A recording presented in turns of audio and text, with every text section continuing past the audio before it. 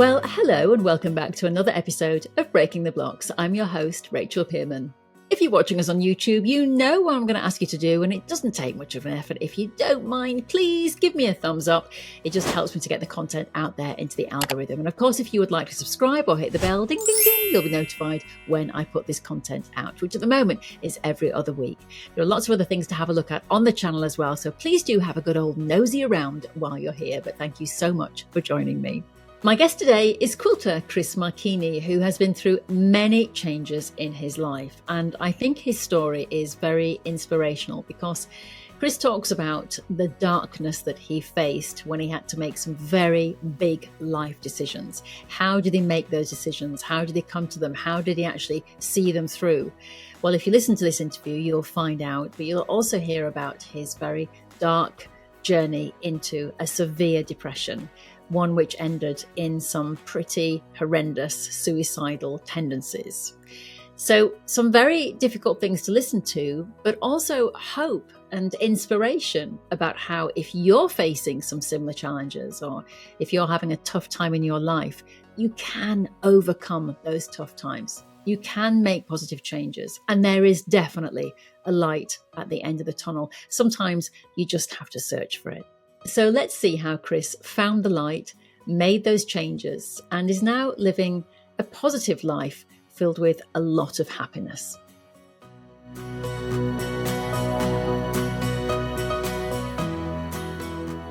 So, Chris, it is Marchini, isn't it? Chris Marchini. Marchini.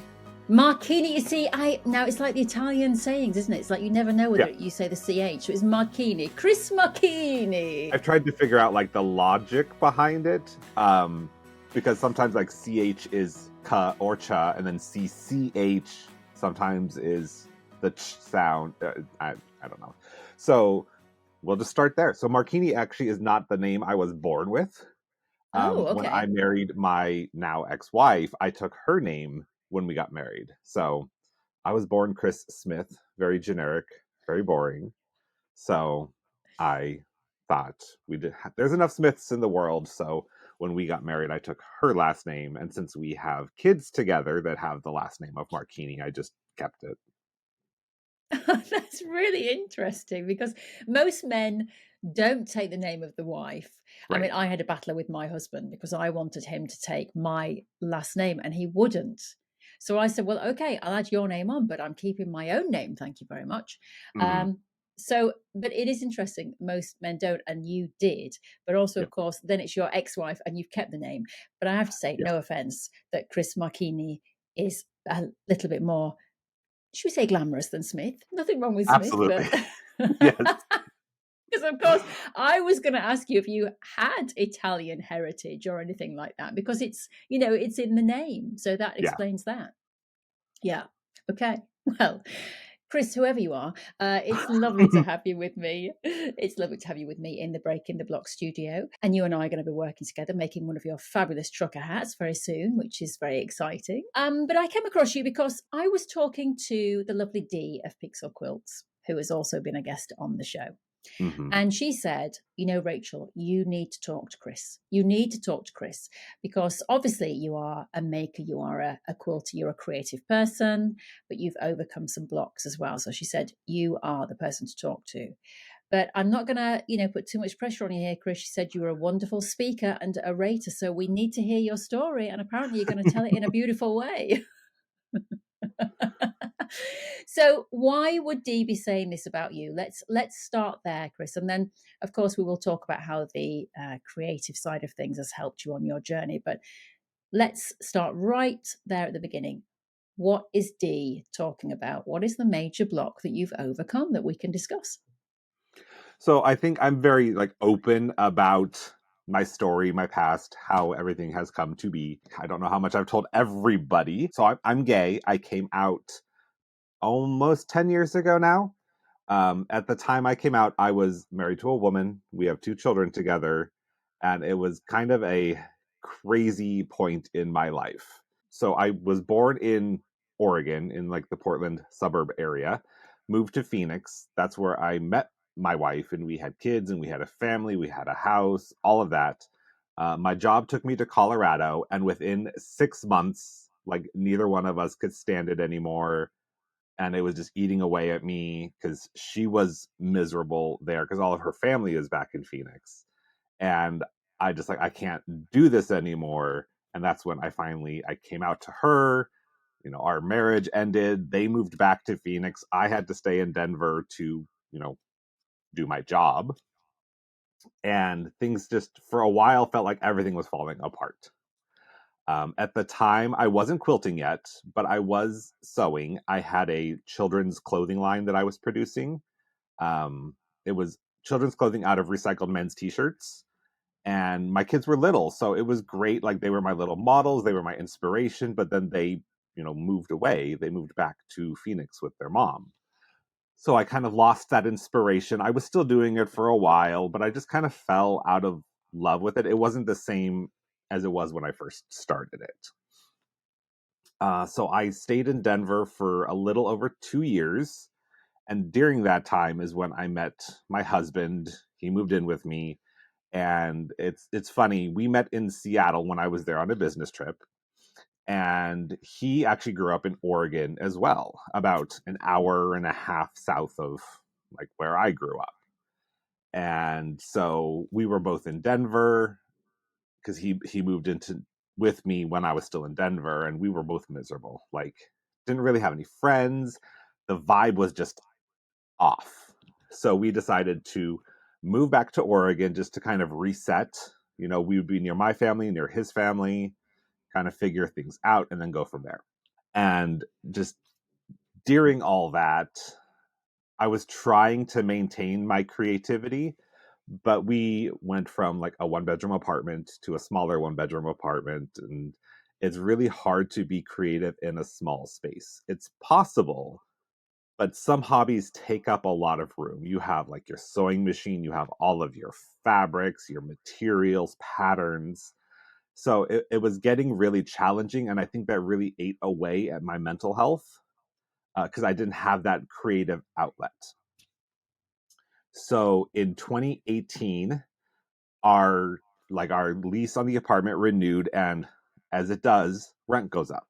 And in the Portland area, rent is absolutely ridiculous. Like how much you pay for how little you get.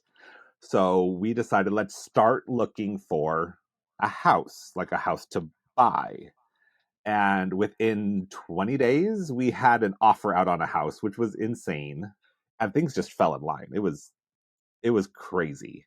Once we got the creative space established, like I set it up for my clothing business, like doing all of that stuff. But since I wasn't really in love with doing that anymore, like it didn't get used a lot for the first little bit. And then I got into quilting, and now it's blossomed from there. I keep track, and I think I just labeled quilt number 78 in what is that, 6 years now?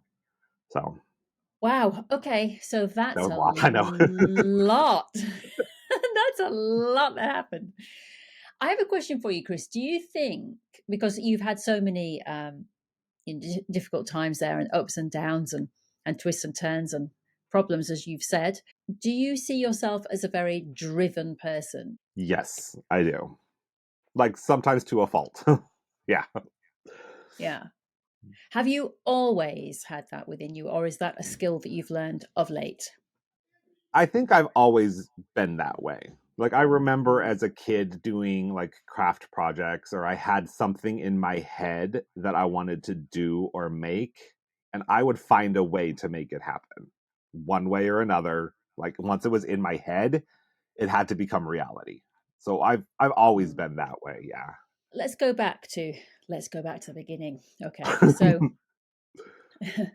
because we've kind of very casually slipped it in there. Well, I got married and I had a wife and I had children, and then I left and I got married to a man. So I've got a friend at the moment. He's 19. He's my daughter's friend, and he is definitely telling me I don't know which way I am going to go yet in terms of whether I'm going to be gay or bisexual. I can't quite decide. um, how did you feel in your earlier life, Chris? Because obviously there was a switch in sexuality here. So did you always know that there was a bisexual element to your sexuality, or? So, like, I've deep down inside me known I was gay since I was probably about 10.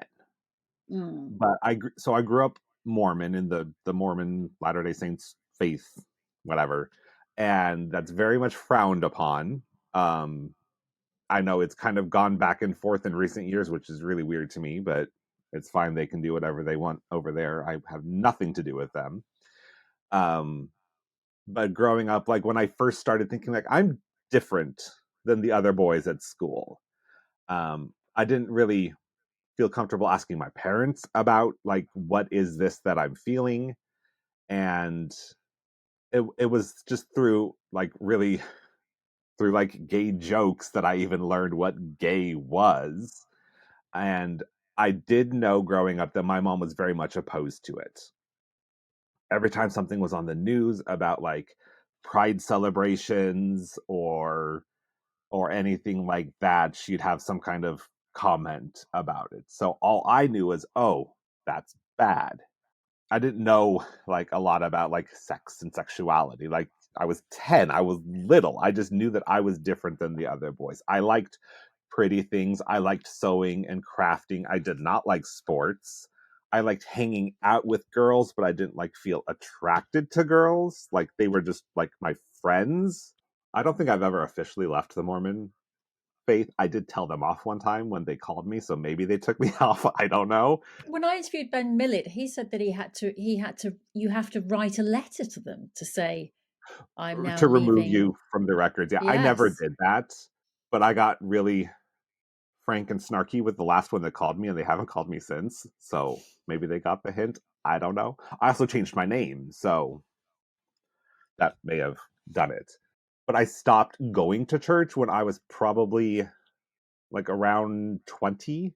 I never, like, looking back my entire life, never felt comfortable going to that church. Like, every Sunday was a fight because I didn't want to go. And it just, I didn't feel these feelings that everyone was talking about, like feeling the Holy Spirit and the presence of God and whatever. Like, I just like, okay, I don't know what you're talking about. I don't feel that. And so I just kind of stopped going. I then, very shortly after, met my wife, and she is Christian, not Mormon. So we got married in a Christian church. We were going to church for a while. You know, we kept going. We had our first child. We were still going. And I think by the time we had our second child, like it was just too taxing on us to go out there every Sunday. So we just kind of slowly stopped going to that church. And when we moved to Colorado, like we never found a new church. So it just stopped altogether at that point. Now I'm like almost anti religious in my current state of being. I think a lot of people are lately are, I say lately, I think a lot of people in the last 3 years are definitely going through a kind of, I'm going to use the word spiritual awakening, but that's what people are likening it to. So people are finding themselves, they're finding Mhm. their kind of higher selves, they're finding what they want to do in their lives, and a lot of people are changing their lives. I know you've said there you're anti-religious. So has that come around because of your upbringing and kind of all of the restrictions that were placed upon you? So you want nothing more to do with religion. Is that what it is? I think that has a lot to do with it.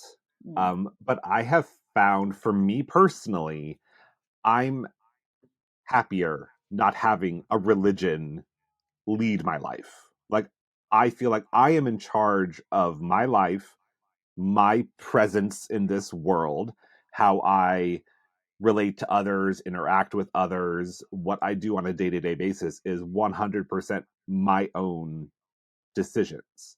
I don't have some higher being or organization telling me what I can and cannot do with my life. And that has been mm. very freeing. Yeah, and I think the difficulty has come in society with the polarization, I think, of all the different religions, and how, if you're not in this religion, sometimes you can be deemed to be wrong. And I feel that's a shame, because actually I think we're all entitled to follow our own beliefs, our own Hmm. religions, our own gods, spirits, whatever you want to call it. So, but I can understand if you've been from that background, it's quite polarizing. Yeah. But I want to take you back to when you said, you married your wife, because in the beginning part of the interview, you were saying to me, I think I knew since been 10 that I was Mhm. gay. So how did the marriage to your wife come about? Because if you knew you were gay, I mean, what was that, a kind of peer pressure? Was it a parental pressure? I definitely felt pressure to get married, have kids, have a family, be normal. So we met at a bar. I was my friend's, like, not chaperone, but I was her ride to the bar because she was meeting up with one of her friends from high school, and my ex-wife was the friend's ride to the bar. So it was just kind of a twist of fate. We met and we got along really well. Like, we were up all night chatting, and it was just like, she was like my best friend for a bit there. And so naturally, the way I was raised and all the pressure from society and my mom and family and all of that is like, okay, this means this is the one. So we're going to get married. We're going to have a family. Like, that's just the way things go. So I proposed, I think, within 6 months of meeting her, and we got married about 6 months later. Very quick. Looking back on these things, you're like, that was absolutely insane of me to do that. But that's just the way it went. Like, in the Mormon church, it's not uncommon for like women to be married at 19 and men at 21, usually because at 19 they go on their mission trip, they come back 2 years later and like instantly get married and instantly start having children. And looking back, like, that is so young. I was 22, I think, when we got married. And looking back now, I'm like, I was just a baby. Like, that is Mm. so young. I So, agree. I agree. like, you don't know yourself fully at that age. So, yeah, it was pressure from everyone to just, this is what you do. This is the way it works. And everything just kind of fell in line. I'm like, okay, so she must be the one. We're going to get married. We, had a kid, bought a house, had another kid. Yeah, all Do you know, crazy.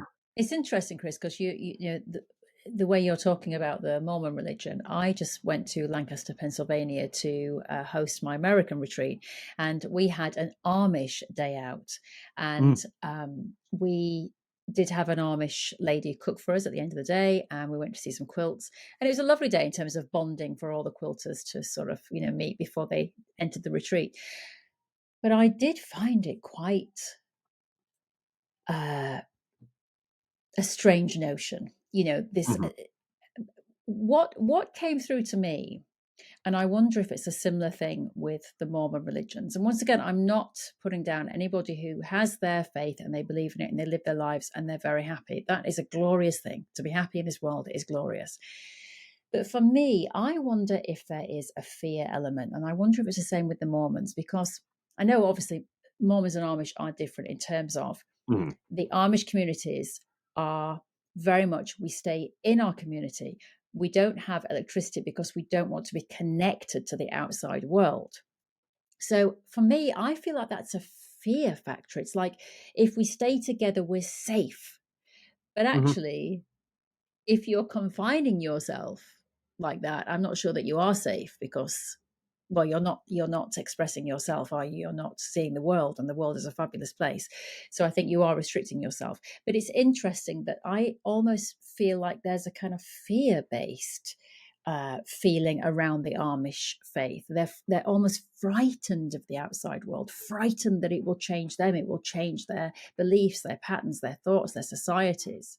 Do you feel the same about the Mormon church? I mean, obviously, with Mormons, you're allowed to travel, I presume you are, and Yeah, mix yeah. with different people.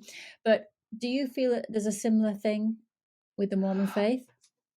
I think there is, to an extent. Like, it's not as extreme, I think, as like the Amish are, But I do think like, because you're supposed to like marry within the church, so like you would marry another Mormon person, and you raise your family in the Mormon church. They're very family oriented. How does that go, Chris, if you meet someone who's not the Mormon faith then? My sister actually did that. So she met a man who was not Mormon. So they got married, but they didn't get married in the temple, which is like the big goal of being Mormon. So he converted for her, went through all of this process, and I think it was 2 years after they actually got married that they went to the temple together, and they did they call it a sealing. When you move on to the next existence, you are a family unit and you're together forever. So they're very family oriented. You start to come to the decision, maybe, as you said, it was quite crazy what you'd done, but so many people do it. So many people do marry young and then realize they're too young. But you had not only married young, you had married someone who, as you said, was your best friend, but you knew kind of inside that you were gay.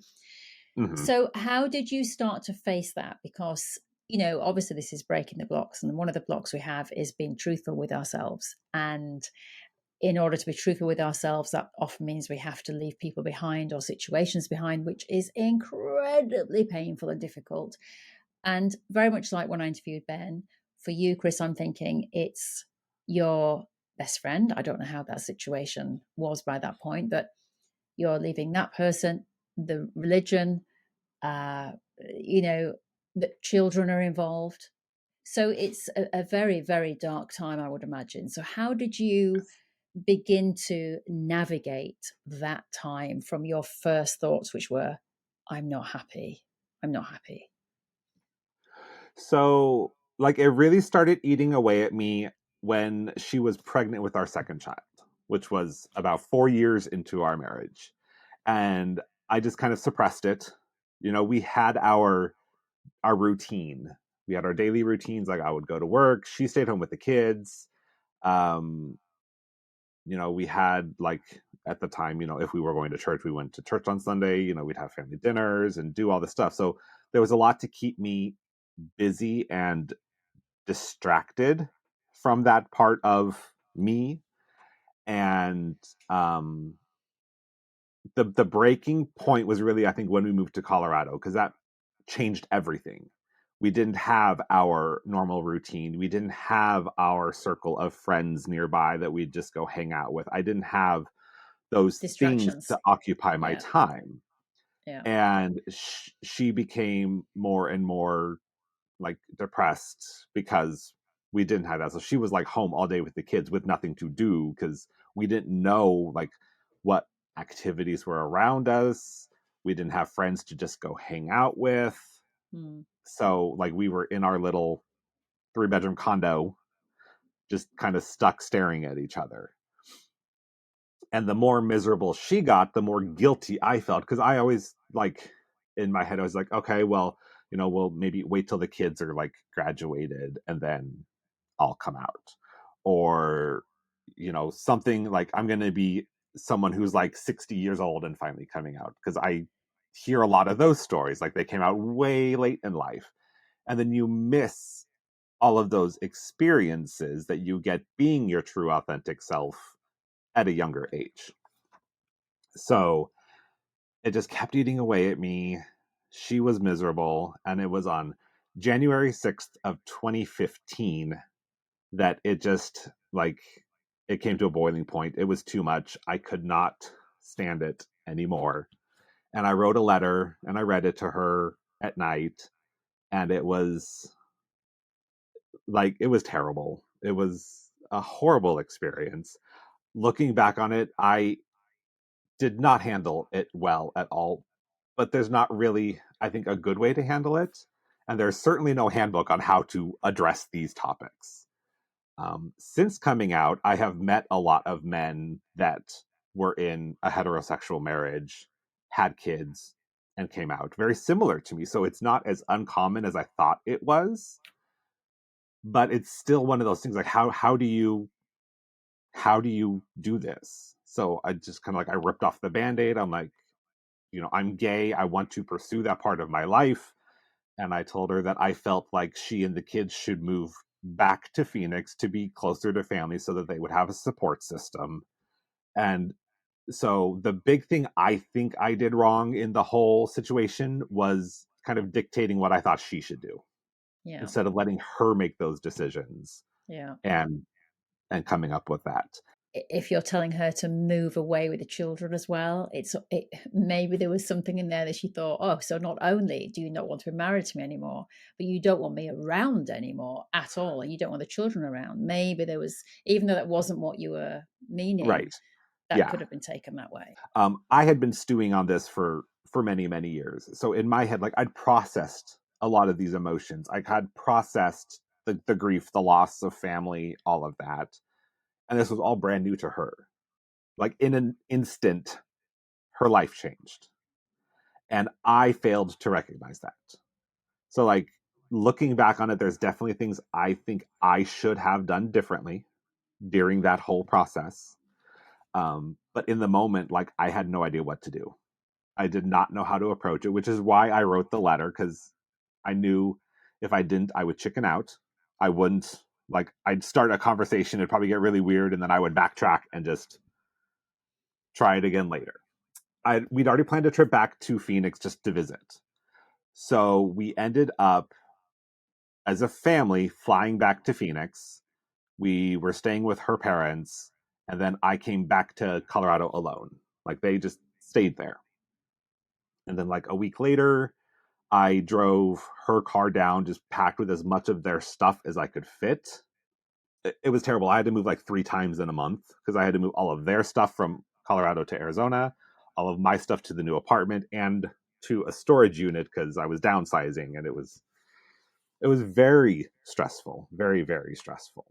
So during all of that, like I actually met my husband the on January 31st. So like within a month I had met, because I already had this business trip to Seattle planned. So like everything happened very quickly.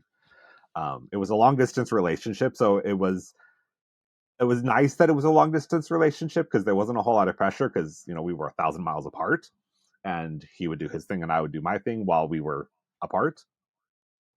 But like I felt very alone in Colorado.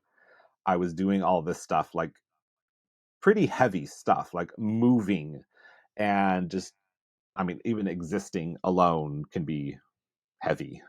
Yeah, it got really dark for a bit as I was alone, moving around. Didn't really have anyone to talk to about this because, like, who could relate to me in this situation that I can talk to and lean on and try and get support from? So it was about a year after we separated that I was probably at my lowest. And I actually did contemplate suicide for a minute. And that was, I mean, that day was really low. Like I was pretty much paralyzed on my couch. Like I couldn't move because I knew if I got up to do anything, it would snowball and that would be the end of it. So I literally sat on the couch all day, just not even watching TV. I just sat there all day. And that's another kind of breaking point. I decided like I need to make some changes in my life. So the following day, I called my boss and told him that I needed to step down from my current position. I was a manager of project managers. It was a very stressful job. And that's what had moved me to Colorado in the first place. And I told him, like, I cannot do this anymore. Like, this is too much stress on me with everything else going on in my life. So I stepped down. We made some changes. That was definitely a good thing. I'm actually still with the same company. I've been with them for 17 years. But shortly after that, I actually got a layoff letter that I was losing my job completely. And that's when we moved back to Oregon because I'm like, hey, I'm losing my job, so I don't need to stay here anymore. Let's up and move. And then I got a new position with the company in Oregon. So that was nice.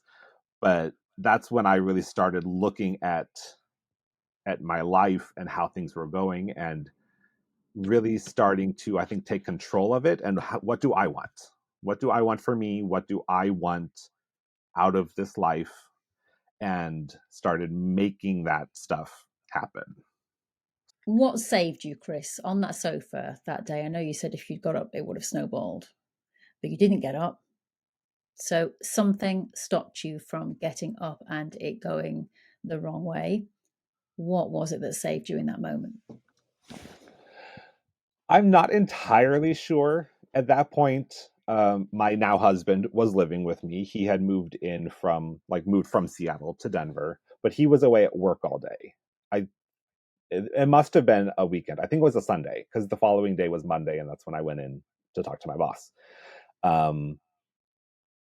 So like, I don't know, there was something in my head that said, just do not move until he gets home. So I just sat there all day crying on and off, but like so many thoughts going through my head of like how I would do it, what I needed to do it, like all of these terrible looming thoughts, a lot of darkness. And I'm just, obviously I'm glad nothing happened. um, but it was thoughts and feelings I had never experienced before. Like I've had a lot of tough times and depression and stuff up to that point, but never like the thoughts of suicide. So it was very scary and I never want to go through that again. So it just, yeah, I don't know what stopped me from getting up. It was just, I don't know, a voice in the back of my head, just don't do it. Just stay put for now. So, yeah. I think a lot of people don't realize actually that when you get to that point, and I've been there, when you just reach your lowest of lowest, and it's very, very dark. For me, when I was there at that point, this was many, many years ago. I was actually in therapy at the time, and the therapy was bringing out all sorts of, deflected memories and things, and then something happened in my life, and it just felt like the end. Um, it's not that you don't want to go on living; it's that you want the pain to stop. Mm. That was what it was for me. It was, I just want this pain to be over. I can't take this pain anymore. It's not so much I don't want to live anymore, it's I can't cope with the pain. What was your pain stemming from? Because it's interesting, Chris, you had this new relationship with someone you obviously love because you're with him now. So you had the new relationship, and so for a lot of people, that would have been, I don't want to say the rebound, but it would have given you, laughter and joy and love, and distracted you from your pain. So what was the pain that was so, so dark? I think it had a lot to do with like the loss of my previous relationship still, like that was still looming. Missing my kids, and then getting into thoughts of like how I've, messed up my ex-wife's life and I've messed up the kids' life. And now like all of this stuff has snowballed and it's all my fault. Like it was 100% my fault. And that was a lot to process and to deal with. And I think like when I first came out, like I knew this was going to change everything, but I think stuff didn't fall into place like I had already, played out the scenario in my head. Like things were different. They moved back home, but they weren't like instantly happy, and it wasn't all sunshine and rainbows. And they were having a difficult time, and I felt really bad because this was my fault. So I think I felt like I couldn't make it better. So what's the point in me being here? So that's, I think, kind of where a lot of that had stemmed from at that point. Plus Mm. the stress of my job. But I had to keep my job because I needed to support them. I was paying child support because at the time we separated, she was a stay at home mom because it was cheaper for her to stay at home than it was to pay for daycare for two kids. But now she needed to go back to work. So trying to figure that out and all of this stuff. But I still had to work so I can support them. And it all kind of snowballed out of that. Yeah. well, a question I was going to ask you from earlier was when you actually read the letter to her, um, what was her, I mean, obviously I can imagine, as you said, her life changed in that moment, so she was devastated. But did she say, I always knew, or had an inkling, or had it ever been discussed before? Um, I don't think we had ever discussed it before, and I don't think it was that night. But later on, like she did tell me, like she had a feeling. Mm. Um, she even said, like when we were first dating, like our very first official date, she thought was just like friends because this guy is clearly gay. Because even when I was like pretending to be straight, I wasn't good at it. I was very, and I still am, very flamboyant, very like a loud presence, and that's just always who I've been. So, I didn't like try to like butch up and be all like manly and whatever. When we were together, I was just me. So even when I came out, a lot of people were like, "Duh," like everybody knew. So it was still difficult for her, I think, to accept what that meant by way of our relationship. Like me coming out and being gay and living as me. So, Yeah, because I think if you were to have read a letter and said, I've had an affair with a woman and I'm not sure I love you anymore, and da da da da da da. There is scope, isn't there? There's scope to go, well, should we go to counseling? Should we work this out? There's hope. But I think in that situation, you are saying we have reached the end of the road because I'm my sexuality is very plain for me to see and all to see, and I can't change it. And that's the way I feel, yeah. I unless mean, you want I'd to be been married trying to to a, change it for yeah, 10 years. So, yeah. yeah. You didn't get up off the sofa, thank goodness. And then you started obviously one foot in front of the next and started to take care of yourself. As you said, something inside of you said, okay, I have to start making these changes for myself. And I think that's one of the big key things, is to start to protect ourselves. And that's what you were doing. You're protecting yourself from being on that sofa again and making changes. How did you claw your way back? Did you ever slip back into that sofa moment again, or were you able to really start to make progress from that point? And if so, what helped you to make that progress? I've never been at that low a point since. Um, from that moment, talked to my boss. I changed my position to a much less stressful position. Um, Still stressful, but less stressful. I talked to my doctor about getting antidepressant medication. That has definitely helped. Um, and then just, I think, taking ownership and like learning what I can and can't change about me and about the world around me. Because some things are just the way they are. They may suck, but you need to find a way to cope with them and work with them because you can't change them. And if you spend all your energy trying to change something that isn't going to change, you'll have no energy left for anything else. So that's kind of what changed in my mind, anyway. Yeah.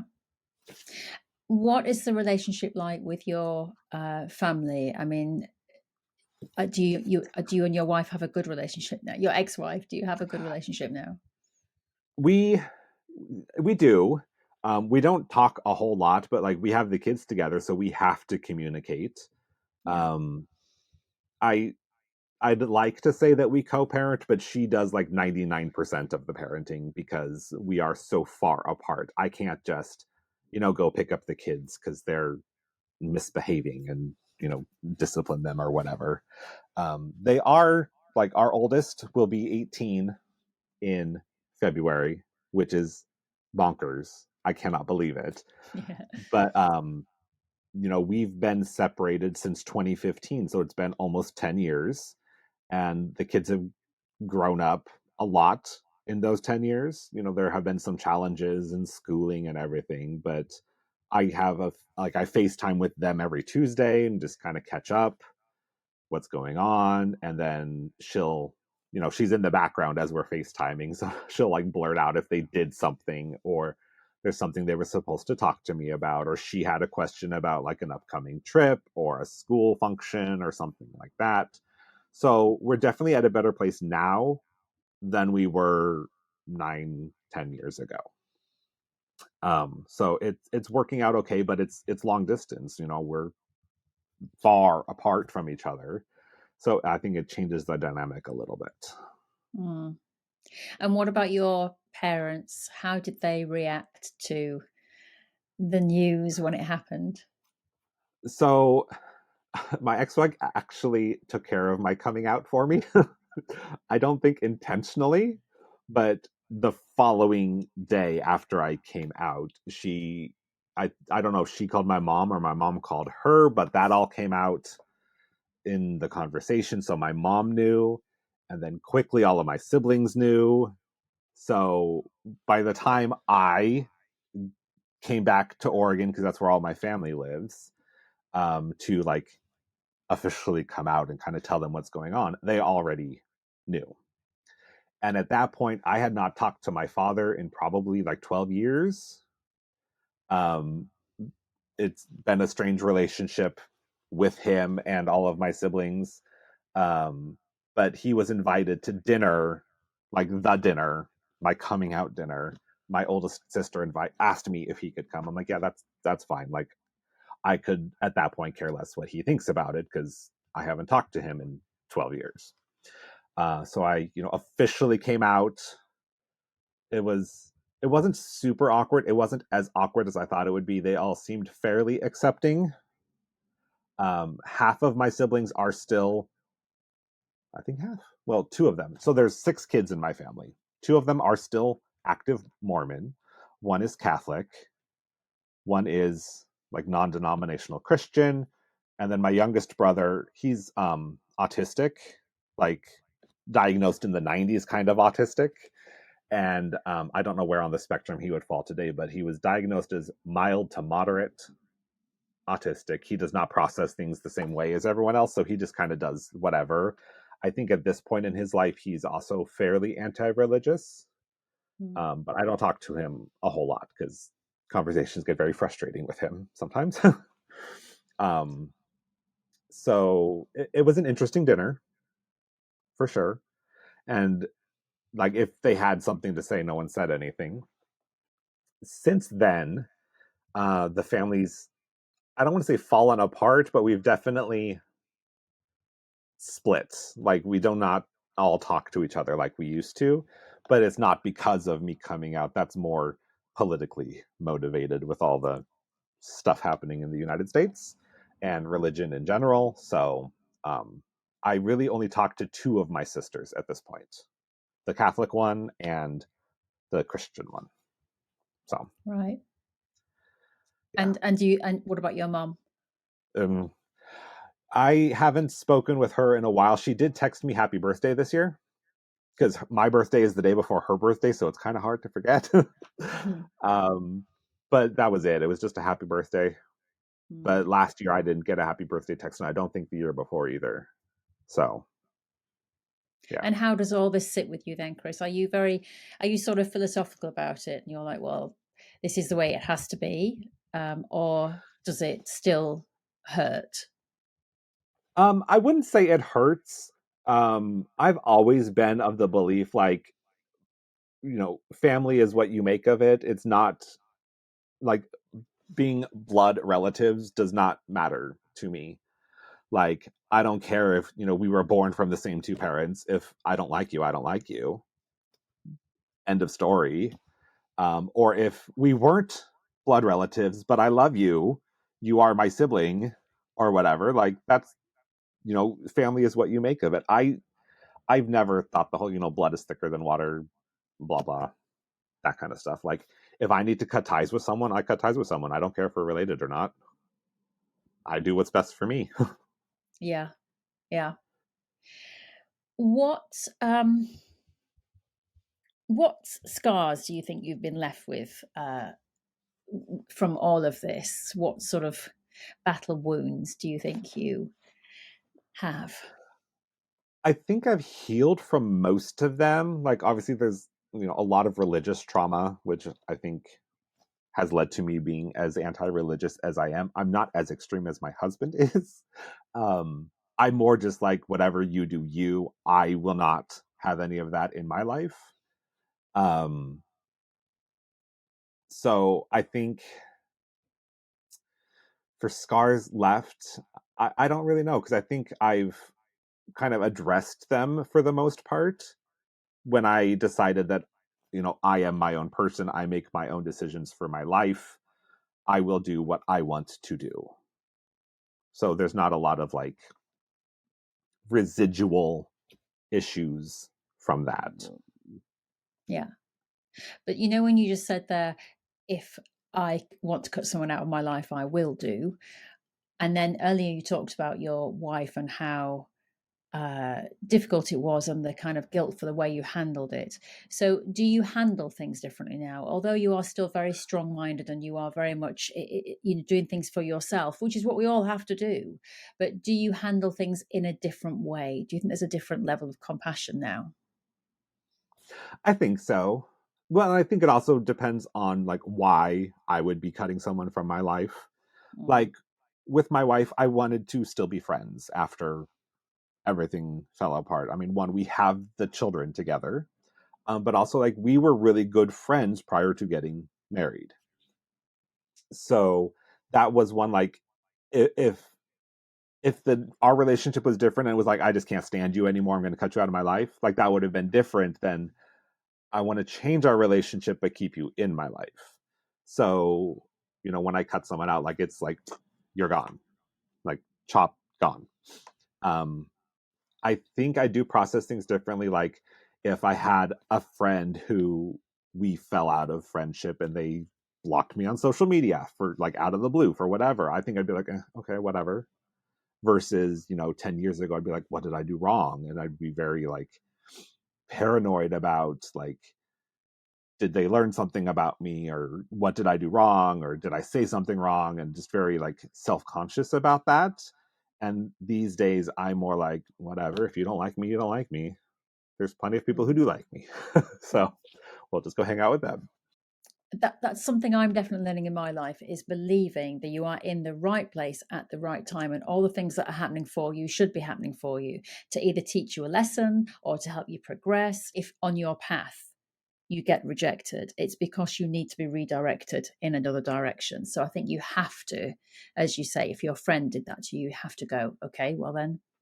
And it's that whole thing as well of not gripping onto people or things, because the more that you grip onto things, they'll slip through your hands anyway. There's no point in if somebody wants to go, let them go, Mm-hmm. because you can't, as you said, you can't control other people. You can only control yourself. Right. Mm.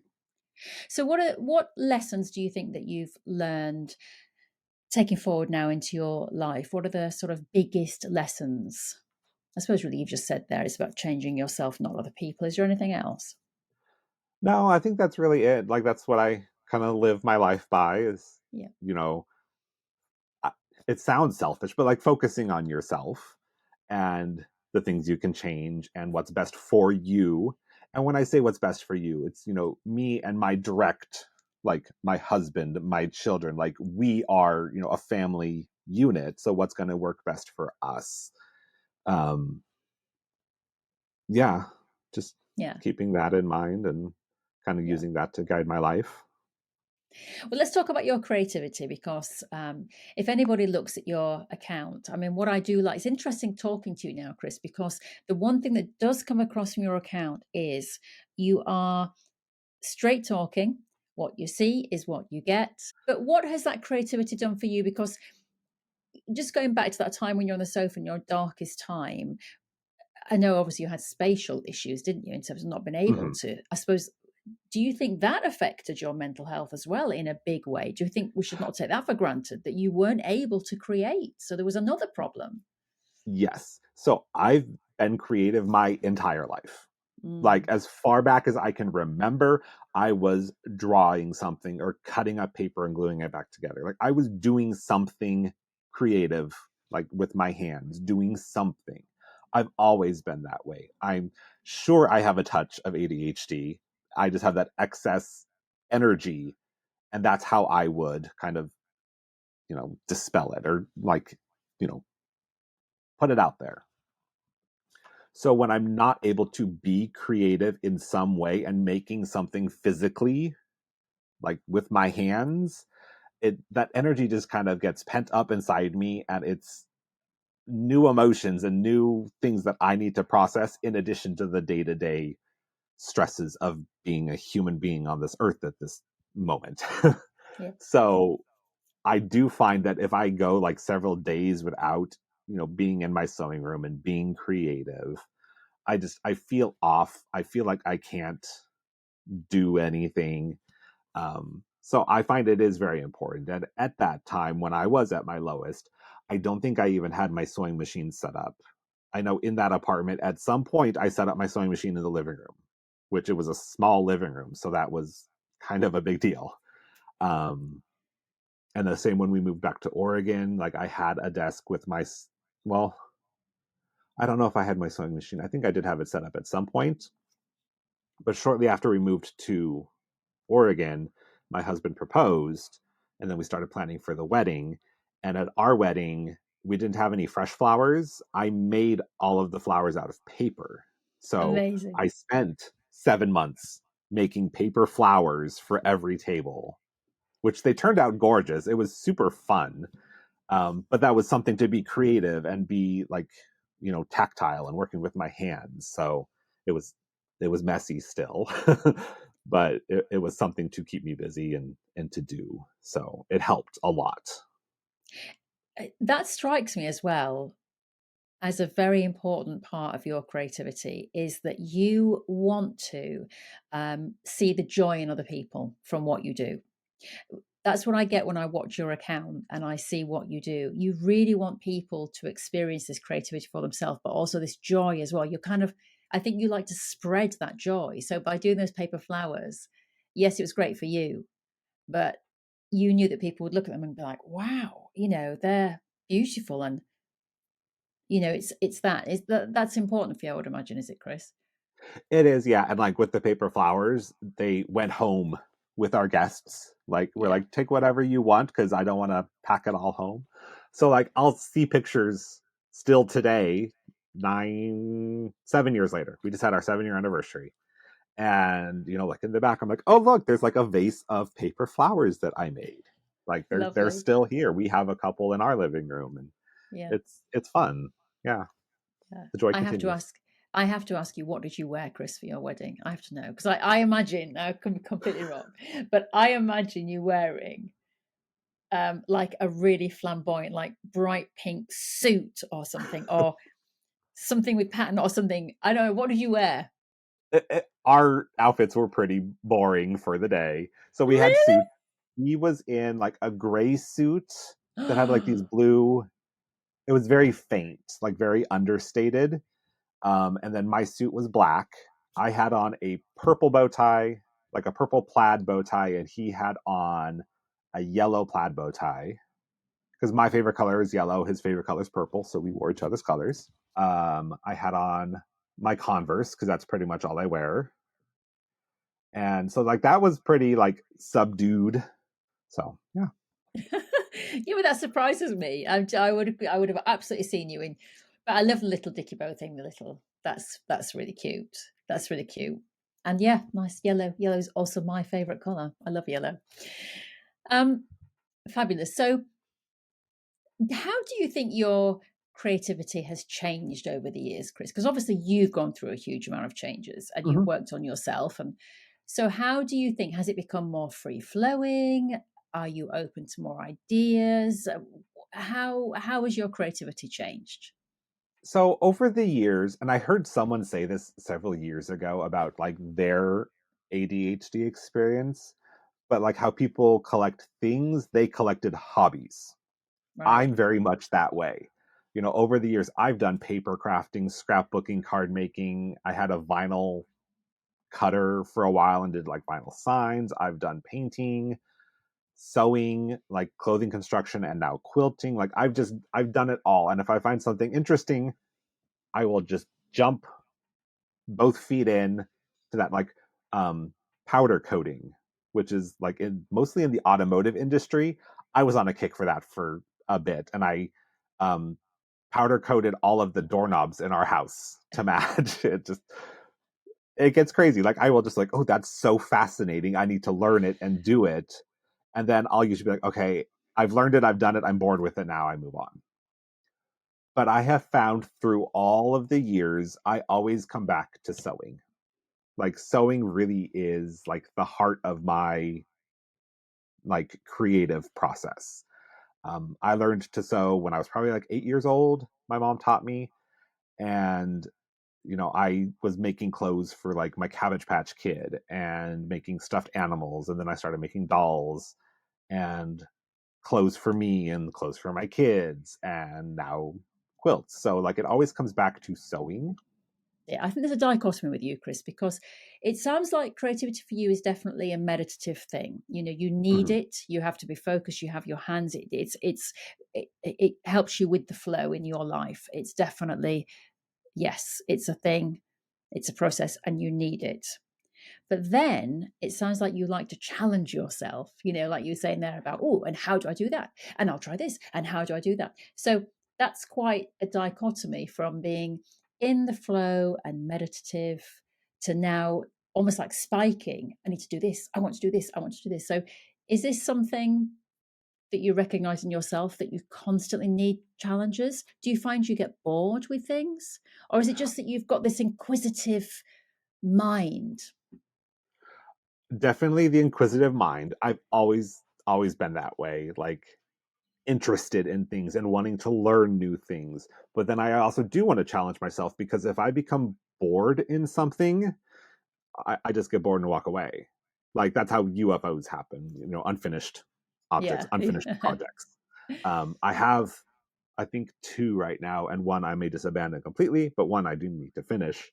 But if I get bored, I just move on to the next thing. So when I'm doing my quilts, I usually will do one quilt start to finish before I start the next quilt. Because then if I start the next quilt, I'm going to be distracted from the first one and it's never going to get finished. So adding in that pattern writing, I think adds in that bit of challenge that yes, I'm making a fun quilt and I am enjoying making the quilt. But then as I'm making it, I'm like, ooh, I need to remember to write this bit down to include in the pattern, like this little tidbit or instructions or whatever. So my mind is always kind of turning in that direction. Like, how do I translate this onto paper for someone? And I'm thinking that as I'm sewing it. So it keeps my mind active while I'm still going through that, repetitive process of like chain stitching pieces, or just thinking about how things are going to go together, picking fabrics, that sort of thing. So Mm. I do find it very meditative, because I just love creating and having something physical at the end, like to show for all this work I've put in. Um, but then that challenge of writing it down keeps me going. Yeah. Mm. I have a question for you, something that's just struck me. So, when you, okay, so you are a person, Chris, who is definitely motivated to keep doing things. You're challenging yourself, you're trying new things, you're making new things, you're writing new things, you're going, going, going, going. Do you ever have moments of absolute silence and nothing? Not really. Mm. Now, is there any part of you that doesn't want to have that moment of silence and nothing? Because when you had those moments of silence and kind of nothing, that was darkness. Is there any fear for you in going back to that period? Or do you think it's just that you want to keep busy? Maybe. Like I've never thought about that before. Like maybe deep down that is something. but like it kind of drives my husband crazy. I'll be like, go, go, go. And then I'll go to take a break. So I'll, sit down next to him on the couch or watching TV, whatever. And like within 30 seconds, I'm up and doing something else. Like I can't sit still for too long. I have learned to get better at that. Like it's okay to take a break and sit down and hang out with my husband or my kids or whatever. Um, but I just like because I get bored so easily. If I'm just sitting there, I'm just like, okay, like there's so much other stuff I could be doing right now. So I just get up and go do it. Yeah, Yeah. that's a good answer though, because the problem with always been on the go is you're trying to distract yourself from Hmm. some inner pain. But I don't sense that with you. I think I see you as a little boy, actually. It's like, you're just this kid who inside who just wants to keep exploring and keep going. And I don't know, maybe your little inner self is trying to make up some lost years, when you weren't yourself, when you weren't being fully inquisitive into everything Hmm. you wanted to do. And so maybe now there's part of you that goes, well, now we are. Now we're going to do whatever we want to do, which is That's probably fantastic. true. Yeah. Yeah. Mm, mm, that's good. So what is left for you to do then, Chris? I never like this kind of 5-year plan thing. I mean, I don't have a 5-minute plan. I mean, I don't know what I'm going to do when I finish talking to you, but what if I could say to you right now, I will give you a dream of yours in a few years, whenever that may be. Is there anything that you would like to achieve in your life? My biggest goal right now, because like things have changed so much in the last 2 years in regards to like my creativity, because it was spring of 2020 when I was making my poison apple quilt that I got like noticed on TikTok, and like my following started growing really quickly, and then Instagram is almost caught up with that, and Facebook and YouTube. Like my social presence has exploded over the last 2 years. And that has led to like ambassadorships with AccuQuilt and Sewing Parts Online and the Grace Company, like all of these opportunities that are coming my way that I never would have dreamed about 2 years ago. So trying to make like a 5-year plan is like, I don't know if like I would be like, okay, well, if I continue on this trajectory, like these super lofty goals, but if I kind of flatten out, which is fine too, like, so it's hard to like pinpoint where I'm going to be in 5 years. But my biggest goal is to be able to replace my 9 to 5 day job income with something in the quilting crafting industry. So Mm, like not having to do my normal corporate job and being able to do this full time. That's really my big goal. yeah.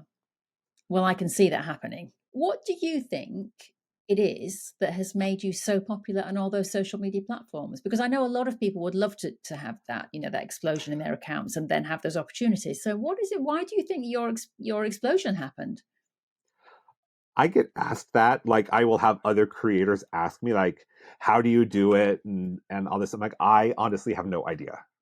I will flat out tell people, like, I don't know what I'm doing. Like, I just make a video and I post it. I hope for the best. It was the poison apple quilt that got me noticed on TikTok. And so I kind of like rode that wave for a bit. Because I seriously overnight went from like 500 followers to 10,000 followers. Like, Wow. my phone would not stop buzzing because it was just like ding, ding, ding, ding, ding, like a new follower. It was insane. Um, and then for Instagram, it was my randomly generated quilt when I would roll the dice to pick the block pattern and all of the fabrics for the block that started building my following there.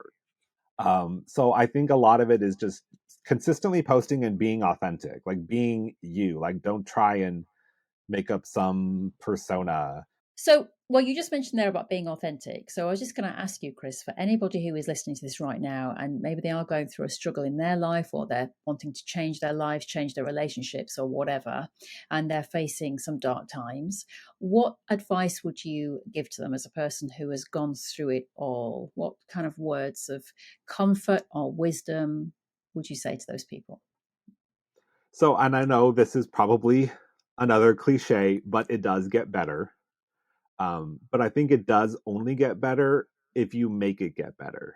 So it's really, focus on yourself and what do you need in the moment. It may not be what everyone else wants for you, but at the end of the day, we all have to have that bit of self-preservation. Like, how do I maintain myself and keep myself on this planet and keep myself alive and happy? Like, we all want to be happy. So focus on that, and just one day at a time. Maybe don't try and make yourself a 5-year plan. Just like, today I'm going to do this. Don't even worry about tomorrow. Like, today, this is what I want to do, so I'm going to go do that. Then when you wake up tomorrow, do the same thing. Today I want to do this. And then from there, as that starts to be like, okay, I've got my daily down, so now maybe let's do like a 3-day. Like, today it's this, tomorrow is this, the day after that's that. And slowly expand that out to where it's manageable for you in your current situation. Just do something today. Don't worry about tomorrow. And don't think I've got to change my life tomorrow and it's all got to happen tomorrow. You just go, what can I do today? And as you said, you wrote a letter. That was the first step. It was a big step, but you made that step that day. You didn't know what was going to happen. You didn't know where you're going to be a year later. But it's about making that first step. And as you say, very important to hold on to that. Change of any type is difficult. I mean, even if we just move house, if we are married with children and we move house, you sit in that house thinking, I want to go back to my old house. Why did I do this? Yeah. Why did I move here? First thing you think is, I want to go back. But it's because it's new, it's different. So I think any change in life is difficult. So you just have to hang on in there. And as you say, believe things will get better. Yeah. Well, Chris, it's been an absolute pleasure. And thank you so much for being so honest and so vulnerable. Yeah, and Dee was right. She said he'll give you a good story, and you did give me a good story. But I love Dee. Yeah, she's great. I love Dee. She's such a lovely lady and very talented. Yes. But yeah, you did, and it's. I think what's fantastic about the podcast and interviewing people like you is that it's great to know that other people have been through exceptionally dark times and they have come through them.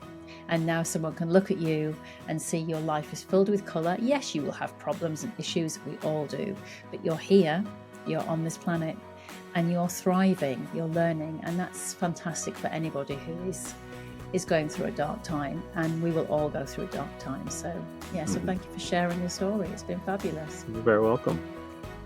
Thank you. Just before you go, lovely listener, can I ask you a favour? If you have a friend who you think would enjoy listening to this podcast, would you mind please telling them about it? It helps me to spread the word, and you never know, they might get a life lesson out of it, or at the very least, just have a lovely 40 minutes of relaxing time for themselves. The second thing to say is that if you have enjoyed this, it would really help me if you would give me a little quick like or a comment, especially if you're listening on one of the podcast platforms. It just means that when anybody lands on the page, they can see that people have reviewed it, they've liked it, enjoyed it, and got something out of it. So if you wouldn't mind leaving me a review, that would be amazing. And the final thing to say is that if you are a business and you're thinking, how do I get my message out there? Well, you could do it on this podcast. All you have to do is reach out to me, rachel@breakingtheblocks.com. The details are below in the box. Thank you so much to everybody for listening and enjoying and saying the lovely things that you're saying.